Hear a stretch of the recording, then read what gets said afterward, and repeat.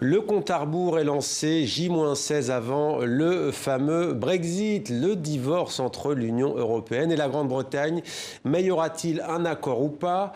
Et si oui, qui en sera le grand vainqueur? Qui en sera le grand perdant? On en parle avec Thierry Chopin, professeur de sciences politiques à l'Université catholique de Lille, l'ESPOL. Vous êtes aussi conseiller spécial de l'Institut Jacques Delors. Bienvenue à vous. Avec nous également en direct de Bruxelles, Philippe Lamberts. Merci d'être avec nous. Vous êtes eurodéputé écologiste de Belgique. La première question, elle est pour vous. C'est sans doute ce que tout le monde se demande aujourd'hui en Europe. Vous qui êtes aux premières loges, dites-nous, deal or not deal, accord ou pas accord le 31 décembre? C'est trop tôt pour le dire, ça peut sembler étrange, mais bon, je vous rappelle que le Brexit a eu lieu, c'était le 31 janvier dernier. Aujourd'hui, on se parle des sujets les plus cruciaux, et ça c'est la nouveauté par rapport à la semaine dernière. Les Britanniques ne voulaient même pas entendre parler d'un mécanisme qui permette d'éviter la concurrence déloyale. Aujourd'hui, ils veulent bien en parler, mais bien vouloir en parler ne signifie pas être d'accord avec les positions défendues par l'Union européenne.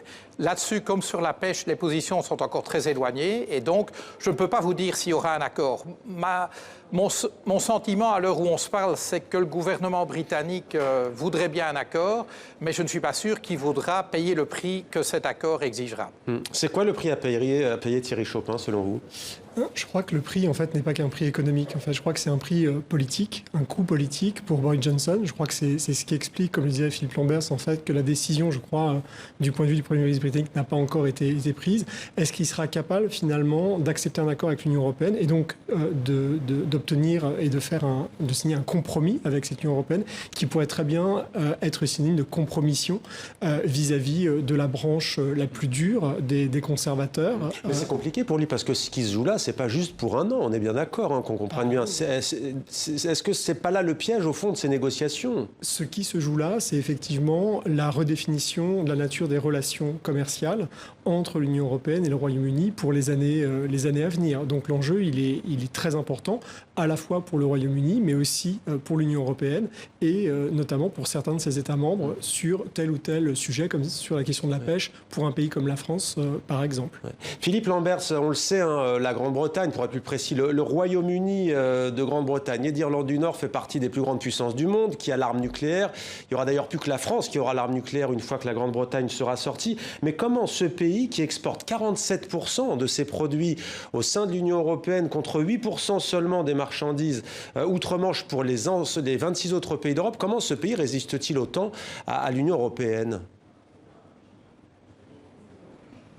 Mais d'abord parce que nous avons affaire à des gens qui raisonnent d'abord en termes nationalistes. Autrement dit, les hard Brexiteurs menés en cela par Boris Johnson rêvent d'une souveraineté nationale, et je dirais même nationale anglaise, sans aucune contrainte. Mais le fait est que, contrairement à ce que vous dites, le Royaume-Uni n'est pas une des plus grandes puissances du monde. C'est un État de taille moyenne. Il fait 1% même pas 1% de la population du monde. Et ce n'est pas parce que vous avez un siège permanent au Conseil de sécurité, qui est quand même un héritage de la Seconde Guerre mondiale, que pour autant, cela fait de vous encore une grande puissance. Et je crois précisément que c'est ça le problème. C'est qu'au Royaume-Uni, une partie de la population, encouragée en cela par la frange la plus nationaliste anglaise des politiques, voudrait continuer à croire à l'illusion de l'Empire britannique, une réalité qui n'est plus. Nous sommes aujourd'hui dans un monde multipolaire où la Chine à elle seule pèse 1,4 milliard d'habitants. Et bien ça, clairement, par rapport à ça, un État qui en pèse 65 millions, ne joue pas exactement dans la même cour.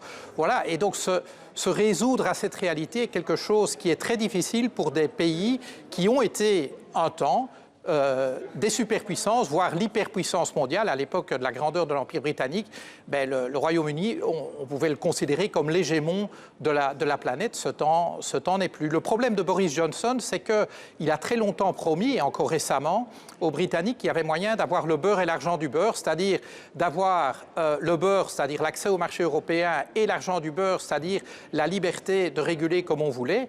Et donc demain, il va devoir revenir de toute manière, soit avec le beurre, soit avec l'argent du beurre. Donc ceux qui voulaient les deux ben, ils vont être déçus. Et donc, d'un côté ou de l'autre, il va se faire attaquer, que ce soit par les hard Brexiters s'il revient avec un accord, ou par les plus réalos s'il revient sans accord. Philippe Lamberts, restez avec nous, on vous retrouve dans quelques instants. Il n'a peut-être pas le beurre et l'argent du beurre, il a en tout cas des poissons, et beaucoup de poissons. Ce sont les eaux les plus poissonneuses du monde, dit-on, parmi en tout cas les plus poissonneuses. Les pêcheurs européens sont inquiets, notamment français. Regardez ces précisions de Guillaume Villadier. Dans la nuit noire, le Marmouse étroit part pêcher la sèche.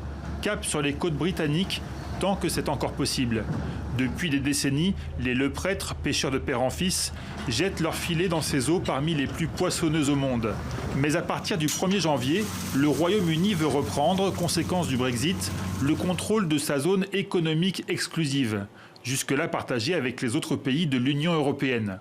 Chaque année, jusqu'à 760 000 tonnes de poissons, soit 635 millions d'euros de marchandises, sont pêchées par les flottes françaises, danoises, hollandaises et même espagnoles. Certains pêcheurs, comme les leprêtres, y font même plus de 70% de leur pêche. Et si le Brexit il passe, je vois pas beaucoup d'avenir pour moi. Je pense qu'il va falloir que je me recale sur un autre métier. Même inquiétude à bord du Nicolas Jérémy. Les frères Margol prédisent même une catastrophe. On va tous se retrouver dans la bande française avec tous les navires belges, hollandais, français bien sûr. Il va y avoir un problème de cohabitation, c'est-à-dire il va y avoir chalutiers, seineurs, filayeurs, caseilleurs. Il n'y aura jamais assez de place pour tout le monde. Et là-dessus, la ressource, ça va être table rase. Pour sortir de l'impasse, Bruxelles propose des quotas réduits pour les Européens, 60 à 80% des quantités pêchées actuellement, ou encore une redevance, 15 à 18% du bénéfice de la pêche pourrait être reversé aux Britanniques. Mais Londres reste inflexible. La pêche n'a beau représenter que 0,1% de son économie. Le Royaume-Uni en a fait un symbole de sa souveraineté retrouvée et continue à s'en servir comme monnaie d'échange dans ces interminables discussions. Thierry Chopin, incontestablement, c'est un des points forts de négociation de Boris Johnson. En tout cas, c'est un des points clés effectivement de cette négociation, notamment avec la France, puisque effectivement entre 20 et 25% des prises des pêcheurs français se font dans les eaux britanniques, et même ce taux en fait est encore beaucoup plus important, par exemple dans les Hauts-de-France. Évidemment, région et département très importants politiquement au niveau national, où pour les pêcheurs en fait, des Hauts-de-France, c'est à peu près 40% en fait, des prises qui se font dans les eaux britanniques. Donc c'est un enjeu important, on l'a vu d'ailleurs, et c'est un enjeu à la fois économique pour notre pays, c'est un enjeu symbolique très fort en termes de souveraineté en fait, pour le gouvernement britannique, à tel point qu'on a vu ces images assez sidérantes en fait. En tout cas, c'est cette annonce consistant à dire que la Royal Navy pourrait être déployée en fait, dans les eaux. Vous me tendez la perche. Philippe Lamberts, vous avez peur de la Royal Navy, ces bateaux de guerre, là, quand on lit la presse anglaise, qui disent qu'ils sont prêts justement à empêcher les bateaux de pêche, notamment français? Non, je crois que ça fait partie de la gesticulation propre aux nationalistes britanniques. Et je vous rappelle que la Royal Navy était le bras armé de l'Empire britannique, et donc ça leur rappelle des bons souvenirs. Mais il est évident qu'une confrontation rugueuse avec l'Union européenne serait de très mauvais aloi pour les Britanniques. Comme vous le dites, leurs exportations sont largement vers l'Union européenne. Et le piquant de l'affaire, c'est que même les pêcheries britanniques ont pour principal débouché le marché unique. Et donc, en fait, ils n'ont aujourd'hui pas les moyens d'exploiter la ressource halieutique dans leurs propres eaux, mais s'ils montent en puissance là-dessus, de toute manière, il leur faudra bien un marché pour écouler la marchandise.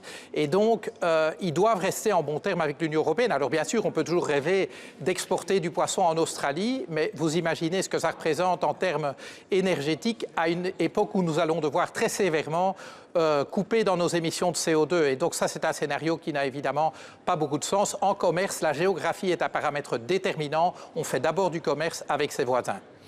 Thierry Chopin, on termine avec vous. Symboliquement, tout de même, c'est terrible. Ça veut dire quoi? 1er janvier, il y a des frontières entre le Royaume-Uni et le reste de l'Union européenne. Pour la construction européenne, c'est un coup dur. C'est un coup dur. D'abord, effectivement, ce départ du Royaume-Uni de l'Union européenne réellement effective, j'allais dire, sortie du marché intérieur après la fin de cette période de transition, constitue en fait une amputation de l'Union européenne. Hein. Donc ça montre que l'Union européenne n'est pas nécessairement un processus irréversible. D'un autre côté, l'élément positif, c'est que l'ensemble des négociations qui ont été conduites à la fois sur le divorce, mais aussi les négociations actuelles, montrent une grande unité des 27, montrent une très forte cohésion des gouvernements nationaux vis-à-vis du Royaume-Uni, notamment de Londres. Et puis par ailleurs, du point de vue des opinions publiques, ce qui est aussi assez remarquable, c'est que toutes les enquêtes montrent un renforcement du sentiment d'appartenance et d'attachement à l'Union européenne. Ça ne veut pas dire qu'il n'y ait pas d'euroscepticisme, mais malgré tout, on ne trouve dans aucun pays membre aujourd'hui de l'Union européenne une volonté majoritaire pour sortir de l'Union européenne. Merci beaucoup Thierry Chopin et merci à vous Philippe Lamberts d'avoir été avec nous en direct de Bruxelles sur TV5 Monde.